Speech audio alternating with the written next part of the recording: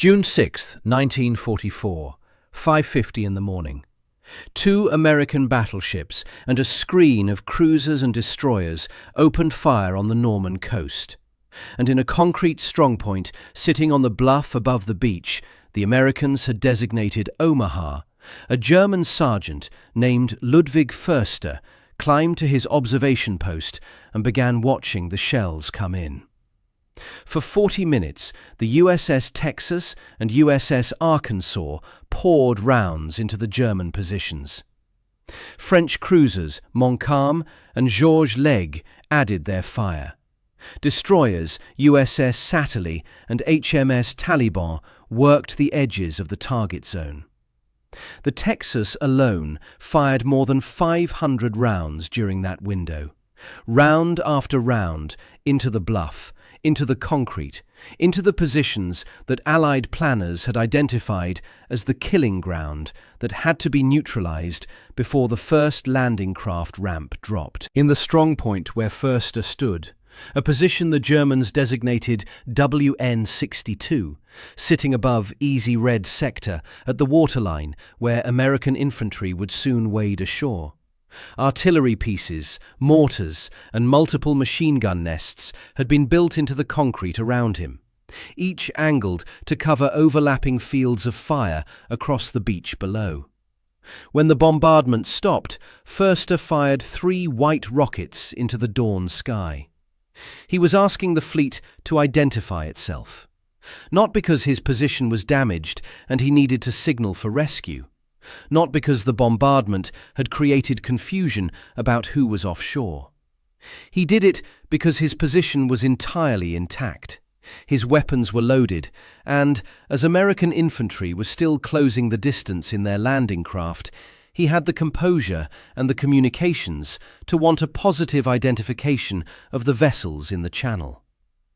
Heinrich Severloh was also in WN-62 that morning. His subsequent accounts described the view from inside the position as the assault came in. The landing craft, the ramps going down, the men hitting the waterline, the guns opening up. The position functioned as it had been built to function. WN-62 had absorbed 40 minutes of sustained naval fire from multiple warships and emerged operationally indistinguishable from how it had gone into the bombardment. That single fact, a German sergeant cool enough to fire identification flares while the assault fleet positioned itself, measures the bombardment more precisely than any tonnage figure. Understanding why requires starting not with June 6th, but with what the organization Tot spent 2 years building into those bluffs. The Atlantic Wall.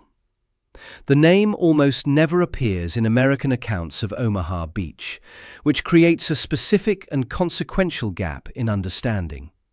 Without it, the concrete positions on those bluffs remain a vague abstraction. With it, they become what they actually were, one of the largest military construction projects in European history, designed from the foundation up to survive exactly the kind of bombardment that preceded D-Day. Nazi Germany began construction in 1942. The organization Tot, the state engineering apparatus that built the German Autobahn and supplied the Reich's military infrastructure, directed the work, using German construction workers alongside conscripted and forced labourers to raise fortifications along the western coast of occupied Europe from Norway to the Pyrenees. By June 1944, 13 million cubic metres of concrete had gone into the wall. The finished count stood at more than 9,600 permanent bunkers, plus nearly 6,000 field-type structures, a belt of engineered fortifications covering nearly every navigable stretch of European coastline. The construction followed standardized blueprints the Germans called Regelbauten, literally standard constructions. Engineered designs for different categories of defensive position matched to the specific threats each position was expected to face. For coastal fortifications, in sectors where Allied naval bombardment was anticipated, the concrete was built thick. The roofs of standard coastal defence casemates ran to approximately 2 meters of reinforced concrete. Heavier configurations carried 3.5 meters overhead. The walls were comparable in specification. This wasn't poured concrete in the civilian sense. It was ferro-reinforced structural concrete, built in layers with steel rebar throughout, designed to distribute and absorb the kinetic energy of large-caliber naval shells rather than shatter under them. What that means in practical terms, a 14-inch naval gun round striking a properly constructed Regelbauten casemate roof encounters 2 meters of reinforced concrete before it reaches anything inside. Whether it penetrates depends on angle, fusing, the precise mixture of the pour, and a set of ballistic variables that add up to a probability rather than a certainty. Against a 2-meter ferro-reinforced roof, naval shelling was never going to be a clean solution. The German engineers knew what Allied naval guns could do. They had conducted the same calculations the Allies had conducted. They built the roofs thick enough to make penetration unlikely rather than impossible. And then they built the positions so that the direction from which naval fire would arrive wasn't the direction the guns pointed. This is the design feature that most directly explains the bombardment's failure. And it's the one that confounds the intuitive question every viewer eventually asks. Why not just shoot the crap out of those bunkers? The Widerstandsnester along Omaha Beach were positioned to deliver enfilading fire. Their gun and machine gun apertures were oriented not toward the sea, but down the beach, angled laterally, parallel to the coastline, so that fire from those positions raked the open sand from the flank rather than from the front. The objective was geometrically precise.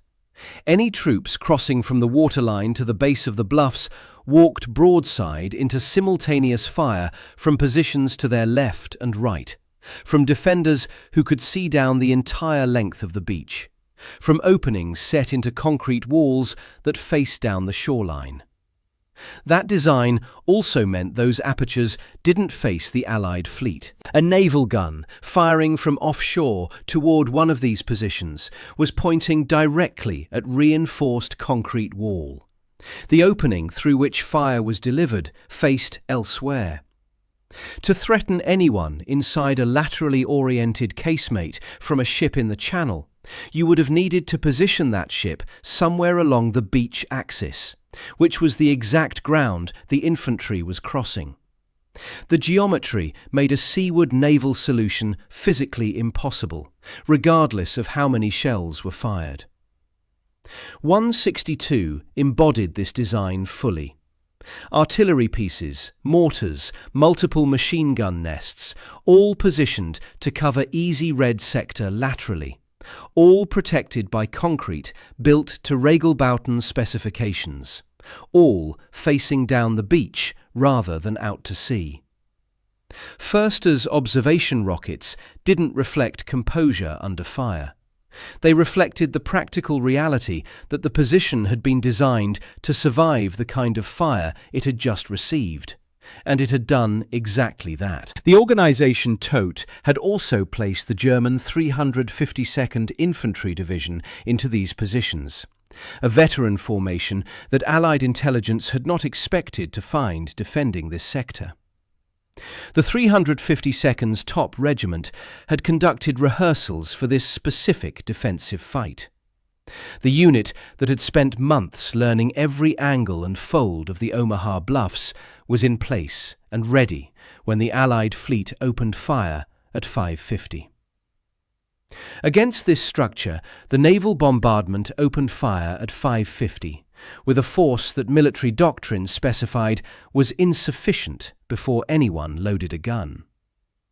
Planning guidance for an amphibious assault of this scale, 2 regimental combat teams attacking a prepared coastal defence, called for a minimum force of at least 16 to 18 destroyers, 4 light cruisers, and 2 battleships.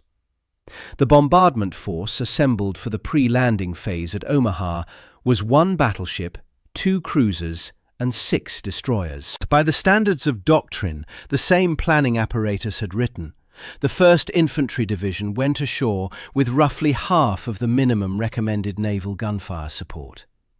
The time constraint compounded the force shortfall. Allied planners feared that a prolonged bombardment would sacrifice the element of surprise and allow German reserves to reinforce the assault zone before H-hour. The deliberate trade-off was 40 minutes of fire in exchange for preserved surprise. 40 minutes against fortifications that had taken 2 years to build. The Texas put more than 500 rounds into the German positions during that window. The effort was real. The scale was significant. Post-battle assessors walked the German positions in the days following June 6th and found them largely intact. A reporter from the New Yorker, who toured Omaha Beach shortly after, confirmed the finding.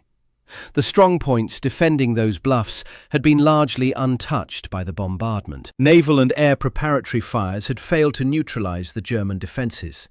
Not marginally failed, not partially succeeded, but failed in the operational sense of the word, leaving the defensive system functional when the assault began. Rear Admiral John L. Hall, the senior American naval commander at Omaha, later characterized the bombardment plan as a crime. One word of official military judgment from the man who oversaw it. Hall was pointing at the gap between the scale of the assault and the scale of what it was trying to neutralize. Between the 45 defensive positions along the Omaha sector and the half-strength bombardment force given 40 minutes to suppress them. The Navy did eventually intervene effectively, but not until the situation on the beach had already become catastrophic. Beginning around 8 in the morning, 90 minutes after H-hour, with casualties already in the hundreds, American destroyers pushed to within 800 meters of shore and began engaging German positions with direct fire at close range. At that distance and angle, the fire worked. The destroyer action after H-hour has been credited with preventing a total defeat. The men on the beach later said the Navy saved their hides. That assessment belongs to the mid-morning. The men who stepped off landing craft at 6:30 paid the price of the pre-H-hour failure with their bodies before any of those destroyers moved close enough to help. While the naval bombardment ran its 40-minute course, the 8th Air Force's 2nd Bombardment Division was assembling what was supposed to be the decisive blow. Approximately 448 B-24 Liberator heavy bombers flew toward the Omaha sector in the pre-dawn hours of June 6th. A second wave of 96 B-24s was scheduled to arrive at 7:46. Combined, those formations carried roughly 3,000 tons of ordnance, the bombs that were supposed to destroy what the naval guns could reach but not break, to flatten the casemates, collapse the roofs, and bury the defenders in rubble before the first ramp dropped. 3,000 tons of bombs, correctly placed on 45 concrete positions, would have produced a different beach. The problem was correctly placing them. Cloud cover sat solid over the Normandy coast when the bombers arrived. The B-24 crews couldn't see the beach from altitude.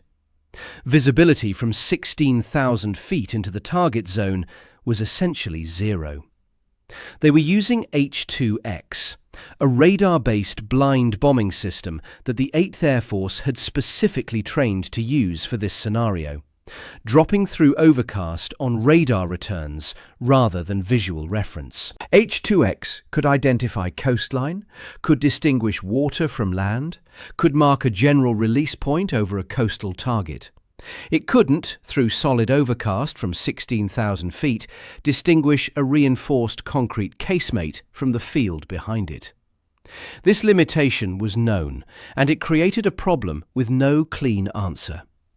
The Allied fleet, landing craft, transports, cruisers, destroyers, the entire machinery of the invasion, was positioned directly offshore and below the bomb line. With hundreds of vessels between the bombers and the beach, Any navigation error or early bomb release could send ordnance into the fleet below. Through total overcast, without visual confirmation of position, the margin for error was narrow, and the consequence of crossing it was catastrophic. The fleet that was supposed to have already cleared the beach for the infantry couldn't itself be the victim of the bombardment designed to do that clearing. The night before the assault, a formal order went through the command chain. All heavy bombardment formations attacking just before H-hour using blind bombing technique would impose a delay of 5 to 30 seconds on bomb release after the radar system marked the coast. For formations attacking closest to H-hour, the mandatory delay was 30 seconds. The order existed specifically to protect the fleet. It was the correct safety calculation given the conditions and the risk. At 16,000 feet altitude, a B-24 at cruising speed covers approximately 1 to 1.5 miles in 30 seconds, depending on winds and airspeed. Every bomb released under that mandatory delay landed 1 to 1.5 miles inland of the intended release point, past the fleet, past the beach, past the waterline, past the concrete bunkers on the bluff, into the open fields and Norman farmland behind the German defensive line. Colonel Walter Todd, the 8th Air Force's Deputy Operations Chief, confirmed the results in his post-battle assessment. The immediate beach areas showed only limited evidence of bombing damage. Areas behind the beachhead, ranging from 300 yards to 3 miles inland, showed extensive evidence of concentrated bombing patterns. 13,000 bombs, 3,000 tons of ordnance, 45 defensive positions, not one seriously damaged. The second wave of 96 B-24s arrived at 7:46 under the same conditions. The same overcast, the same H2X requirement, the same 30-second mandatory delay. It produced the same result. By the time both waves had turned back toward England, the entire aerial effort had generated craters in French countryside. The beach assault had been preceded by the largest aerial bombardment the Army Air Corps had mounted in support of an amphibious landing, and every bomb had missed every target. The B-24 crews made the correct decision. Hitting the fleet in those conditions would have been a disaster of a fundamentally different kind. And the 30-second delay existed because the people who wrote the order understood that. Both constraints, the overcast that made visual bombing impossible and the fleet below that made early release dangerous, were real, were operating simultaneously, and produced together an outcome that neither one alone would have caused.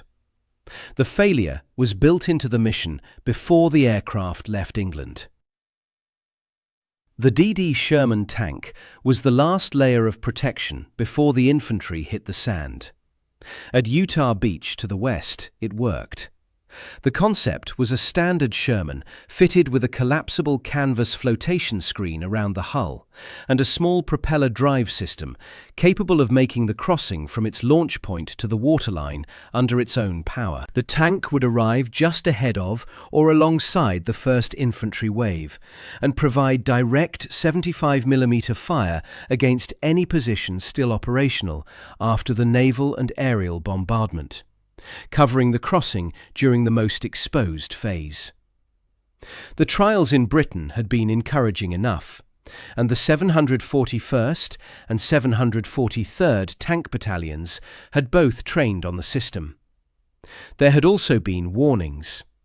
During those British trials, a number of DD tanks had sunk in rough conditions, and Navy observers had noted afterward that the DD tank wasn't an effective weapon in amphibious warfare unless sea conditions were close to ideal.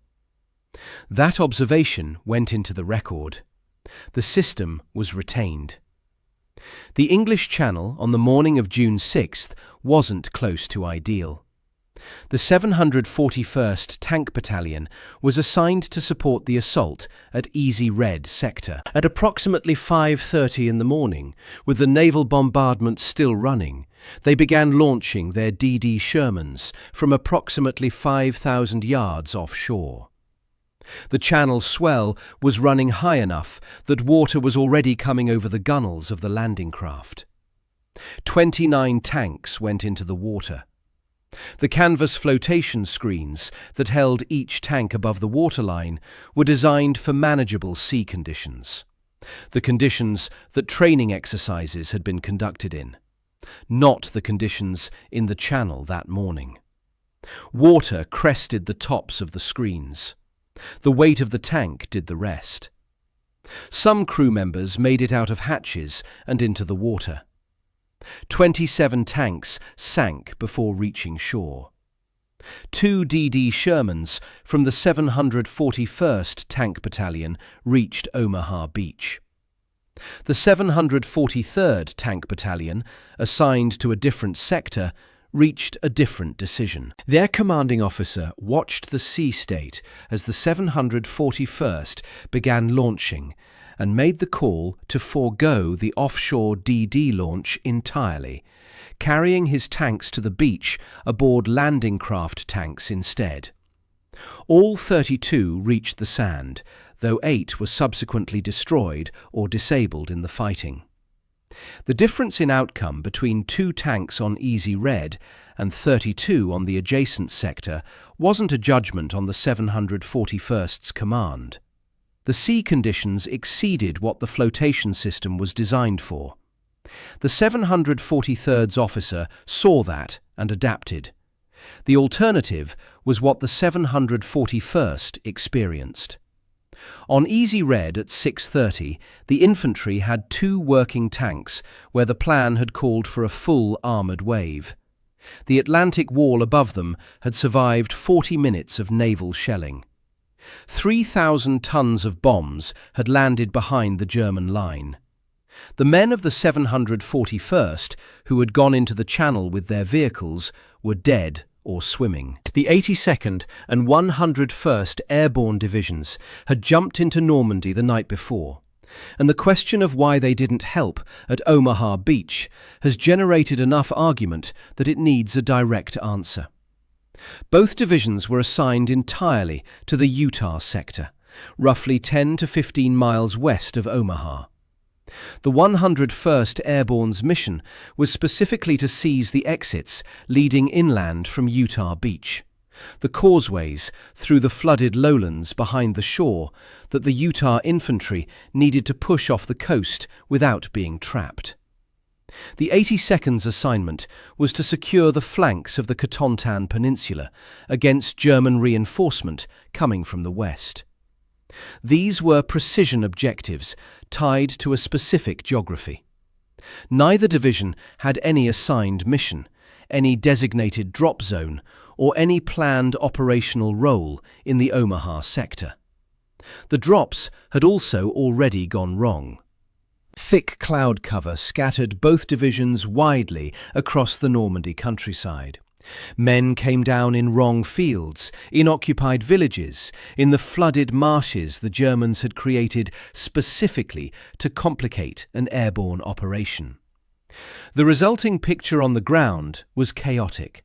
Small groups of paratroopers from multiple units fighting dispersed, multi-directional engagements in darkness across a wide area, unable to consolidate on their objectives and operating largely without communications. By the time the first ramp dropped at Omaha, both divisions were already fully committed to their own desperate fight, scattered and miles away on the opposite flank. Omaha was an infantry problem, assigned to infantrymen in a sector where every supporting arm had been accounted for in the plan, and where every one had already failed before H-hour. Lieutenant John Spaulding was the executive officer of E Company, 16th Infantry Regiment, 1st Infantry Division, the Big Red One. the oldest division in the United States Army, already veteran of the North Africa campaign and the amphibious landings in Sicily. Sergeant Philip Stretzik was 25 years old, a squad leader who had spent the winter and spring of 1944 billeted with his unit in Walditch, near West Bay in Dorset, waiting for the order that eventually came in June. The 16th Infantry Regiment was leading the assault at Omaha. These weren't green troops who hadn't imagined what a defended beach looked like. They had been on defended beaches before. They had trained specifically for this one. What they hadn't trained for was a defended beach where every layer of pre-assault fire support had failed before they arrived. The plan had been specific on what would precede them. Naval shelling from multiple warships would suppress the German positions for 40 minutes. 3,000 tons of aerial bombs would destroy what the shelling missed. The armoured wave would reach the sand ahead of or alongside the infantry and provide direct fire cover during the crossing. By H-hour, assault doctrine assumed a beach meaningfully degraded from what the Germans had built. The men of E Company had been briefed on a beach that no longer existed, one where the defensive system had been partially collapsed, where the fields of fire had been disrupted, where the bluff positions were in rubble or close to it. Their landing craft made the run toward Easy Red through seas rough enough to make men who'd crossed the Atlantic sick. Spray came over the sides of the boats. Some men were bailing with their helmets. The naval bombardment had been audible and then gone silent. The B-24s had passed overhead in the dark. The armoured wave was invisible because it was on the ocean floor. At 6:30, the ramps went down on Easy Red, and the German machine guns that should have been rubble opened fire. Within moments of the first wave reaching the waterline, roughly a third of the assault troops were casualties. The fire was coming from the flanks. The precise enfilading geometry the Widerstandsnester had been engineered to produce, from positions that were functionally indistinguishable from how they'd stood the day before. WN-62's concrete had absorbed 500 rounds from the USS Texas. Savelo was at his weapon. Förster was in his observation post. The 352nd Division's defenders, who had rehearsed this fight, were at their stations, in positions their own engineers had built to survive exactly this morning. The men wading ashore at 6:30 were experiencing the distance between what the plan had described and what the beach was delivering. That gap was absolute. The Naval Combat Demolition Units went to work in those first minutes. Their mission was to blow gaps in the beach obstacles, the steel hedgehogs and wooden stakes planted in the tidal zone, to open lanes for the landing craft following behind. They went to work under direct fire from positions the bombardment had left fully intact, placing demolition charges in the open, with German machine gun crews operating from concrete above them. By the time their effort was complete, the NCDU teams at Omaha had suffered approximately a 70% casualty rate. 31 killed, 60 wounded. Men working in the open on an unsuppressed beach, paying in blood for the demolitions that the pre-assault bombardment was supposed to have made unnecessary. General Omar Bradley, commanding the First Army from his vessel offshore, had lost contact with the beach. Communications equipment failures meant the picture reaching him was fragmentary and delayed. Scraps of radio traffic, runners' reports carried via boat, observations from aircraft that couldn't land to confirm what they'd seen. By noon, the reports filtering through were grim enough that Bradley was seriously considering redirecting follow-on forces away from Omaha to beaches where the landings were going better. Eisenhower had already written an unsent message ordering complete re-embarkation from Omaha if the beach couldn't be held. Those documents exist in the historical record. The outcome of June 6th at Omaha Beach wasn't settled for most of the day. What broke the crisis on the beach wasn't another bombardment and wasn't reinforcement. It was men already on the sand, making decisions under direct fire that the plan had never envisioned they would need to make. Spaulding's section found a gap in the wire on the bluff face, a seam in the defences that no bomb had opened and no shell had created, found by moving forward under fire because staying in place on the sand meant dying. They began climbing toward the guns. Straitschik led his men through fire from positions the plan had guaranteed would be suppressed. The logic was brutal and simple. The bluff provided marginally more cover than the open beach below it, and the only way to stop fire coming from a position above you was to reach that position.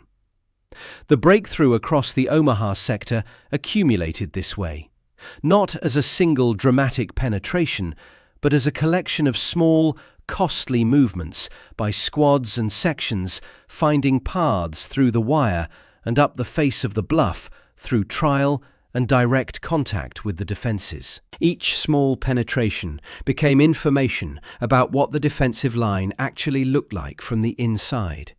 Information that no aerial photograph had captured and no pre-assault intelligence assessment had correctly described.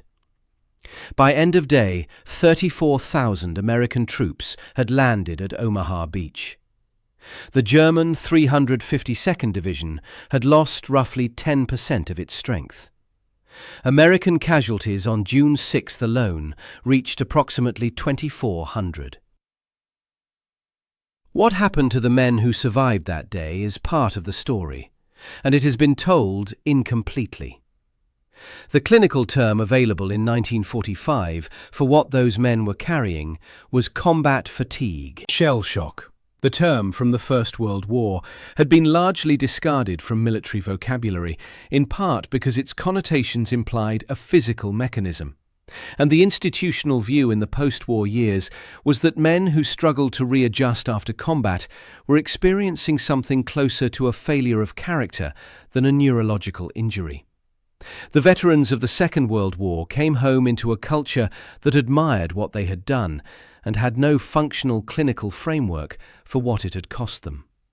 Combat fatigue was treated primarily by expectation.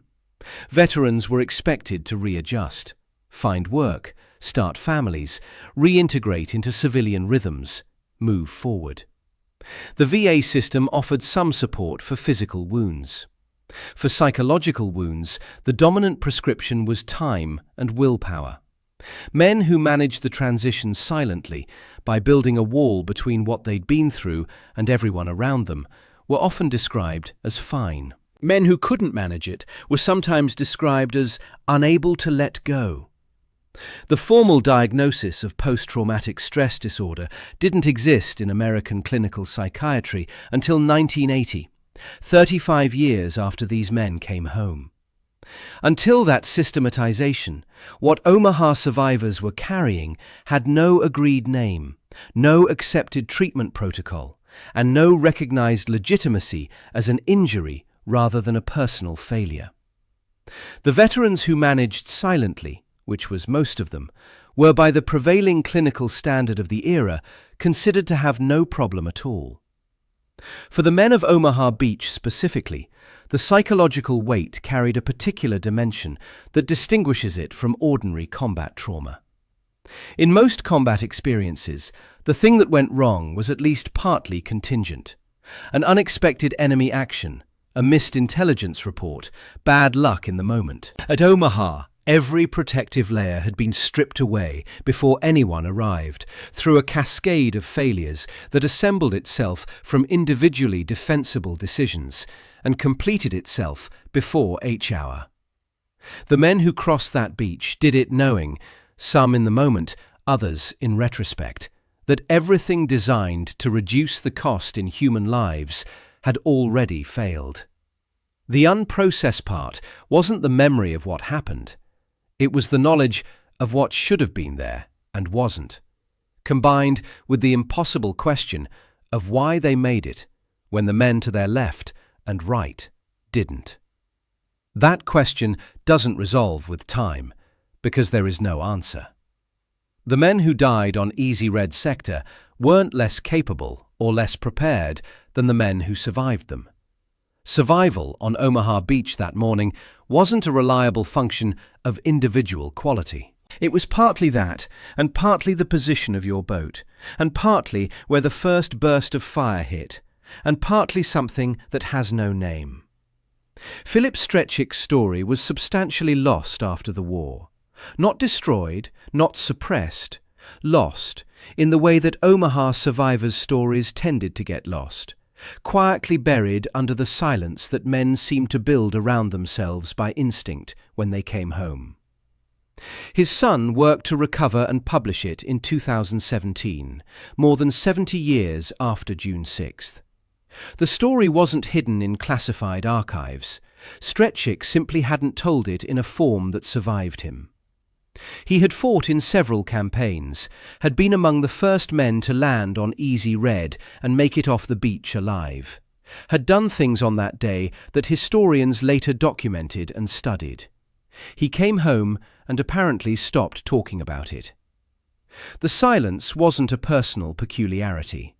It was the near-universal response of Omaha survivors across the documented record. The oral histories and family accounts that emerged in later decades, some through formal military historians, some through grandchildren asking questions their parents had known not to ask, describe men who separated what they had been from what they became in civilian life, with a completeness that their families often found impenetrable, and sometimes only partially understood after those men were gone. Alcohol, nightmares that were never mentioned, emotional distance with a specific texture, a kind of withdrawal that family members learned to read as the boundary of a room they weren't invited into and didn't press. The distance wasn't failure. It was the shape that June 6th took when you brought it home, and there was no one trained or equipped to help you put it down. John Spaulding came home a decorated officer. Stretchick came home a veteran of one of the most consequential infantry actions in American military history. Both men spent their post-war years in an era with no functional clinical framework for what they'd absorbed, in a country that called them heroes and then largely left them alone with what that had cost. Later accounts suggest both men struggled significantly in the decades after the war, though the specific details of their post-war lives aren't fully documented in the historical record with the clarity the story deserves. What is clear is the pattern they fit into. Men who did extraordinary things in conditions that stripped away every protection the plan had promised, who came home to a country grateful for the outcome and unequipped to address the price. Stretchick was 25 years old on June 6, 1944. He'd spent the winter and spring of that year in Woolwich, Dorset, waiting with his unit for the order that came in June. He crossed Easy Red and made it off the beach and fought through the rest of the war and came home and lived what appears from the record to be a private and largely quiet post-war life. His son had to bring his story back more than 7 decades later because Stretchick had essentially buried it. The fact that it needed recovering, that a man who did what Stretchick did on one of the most documented days in American military history could have his story substantially forgotten within a generation, is its own document about what the post-war years looked like for the men who made it home from Omaha. The psychiatric discipline began to systematically map what these men experienced only decades after the fact. Studies of combat veterans from the Second World War that emerged from the 1970s onward found that Omaha Beach survivors reported severe psychological difficulties at rates that stood out even within the broader population of World War II veterans. Alcohol dependency, disrupted family relationships, earlier mortality. The specific gravity of the Omaha experience, the combination of intact defences, catastrophic early casualties, and the foundational knowledge that every system designed to protect them had failed, appears to have registered differently in those men than ordinary combat trauma registered in veterans of less concentrated engagements. The men who appeared to cope best in the clinical assessments that came later were often those who found some way to give voice to what had happened. Veterans organizations, reunions, the specific relief of talking to other men who had been there and didn't need an explanation. The men who appeared to carry the hardest burden were those who managed alone, who concluded that no one who hadn't been there could understand it, and who may have been correct. WN62 stands today at the edge of the bluff above Easy Red at Colville-sur-Mer, exactly where Ludwig Förster fired his 3 identification rockets on the morning of June 6th. The guns are gone. The men who manned them are gone. The organization totes workers who poured this structure into the Norman headland between 1942 and 1944 are gone. The concrete is precisely as it was, built to the Regelbauten specifications for a coastal defence position expected to receive naval bombardment, with walls and roof thick enough that the interior surface you'd run your hand along today is the same surface that absorbed 500 rounds from the USS Texas and emerged without meaningful structural damage. The American cemetery at Colville-sur-Mer holds 9,387 graves. It sits on the bluff directly above the beach, a few hundred meters west of WN62. From its edge, you can look down the face of the bluff to the waterline and read the geometry of June 6th in the landscape itself. The distance the men had to cross in the open, the elevation the guns sat at, the angle from which naval shells arrived from offshore, and the angle at which those same shells couldn't have threatened anything inside a laterally oriented casemate with its apertures facing down the beach. The landscape is a diagram of the failure written in geography. 13 million cubic meters of concrete went into the Atlantic Wall. Roofs built to 2 and 3.5 meters of reinforced ferro concrete. Apertures angled down the beach rather than toward the sea. 40 minutes of naval bombardment from half the required force, firing from the wrong direction against walls built to absorb exactly that. 3,000 tons of bombs displaced 1 to 1.5 miles inland by a 30-second safety delay that protected the fleet and sent every bomb past the target. 27 tanks on the bottom of the English Channel. 2 tanks on Easy Red at 6:30 in the morning, and in the position above that beach, a German sergeant composed enough to fire identification flares while the assault fleet was manoeuvring into position. What Lieutenant John Spaulding and Sergeant Philip Stretzik and the men of E Company, 16th Infantry Regiment, stepped into on June 6, 1944, was a defensive system doing exactly what it had been engineered to do. An Atlantic wall built to survive bombardment, oriented to deliver enfilading fire along a beach the defenders could see from end to end, manned by a veteran division that had spent months preparing for this exact fight, with every Allied mechanism for reducing the cost of the assault in human lives already failed or failing before the first ramp dropped. None of the failures in that cascade were moral failings. A shorter bombardment traded for strategic surprise. A bomb delay chosen to protect an invasion fleet in total overcast. Sea conditions that exceeded what a flotation screen was designed for. Each decision had defensible logic. Together, they assembled a cascade that completed itself before H-hour. What the men of E Company did inside that completed failure was cross the beach under fire from intact positions, find the gaps in the wire by moving into contact with a defence that had never been suppressed, climb the bluff toward the guns because there was no other direction left, and breach the Atlantic Wall with rifles and their bodies, and the specific determination of men who understood by then that nothing else was coming to help. Their names are in the record. Spaulding's documented actions on that bluff. Stretchick's story, recovered by his son in 2017 because it needed recovering. The NCDU dead. 31 killed, 60 wounded, a 70% casualty rate among men placing demolition charges in the open under direct fire from intact positions. The 2,400 American casualties on June 6th, absorbed by men who were promised armor and air support and suppressed defenses and had none of it. Keeping their stories alive means keeping the whole story, what the plan promised and what the beach delivered, what the Atlantic Wall was built to do and how well it did it, and what the post-war silence of men living without clinical language for what they'd absorbed looked like from the inside. The gap between what those men were supposed to walk into and what they actually walked into is the only honest measure of what they actually did. Subscribe for more stories like this.